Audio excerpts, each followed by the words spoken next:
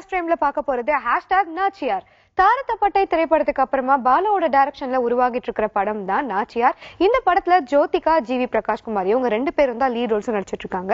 இந்த திரைப்படத்துக்கு இசைஞானி இளையராஜா மியூசிக்கும் கம்போஸ் பண்ணிட்டு இருக்காரு. சோ இந்த படத்தை பத்தி இது வரைக்கும் நம்ம கிடைச்சிருக்கிற இன்ஃபர்மேஷன்ஸ் என்னன்னு பாத்தீங்கன்னா, இந்த படத்துல ஒரு முக்கியமான ரோல் ஜோதிகா பிளே பண்றாங்க. அது என்னன்னு பாத்தீங்கன்னா, போலீஸ் ஆபீசரா ஃபர்ஸ்ட் டைம் அவங்க நடிக்கிறாங்க.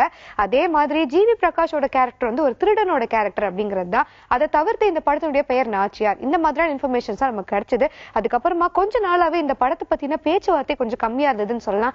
ஏன்னு பாத்தீங்கன்னா, இந்த படத்தோட ஷூட்டிங் இப்ப கொஞ்ச நாளா பாஸ்ல இருக்கான். வெக்கேஷன் டைம் அப்படிங்கறதால ஒரு சின்ன பிரேக் கொடுத்து மறுபடியும் ரீஸ்டார்ட் பண்ண போறோம் அப்படின்னு சொல்லியிருக்காங்க.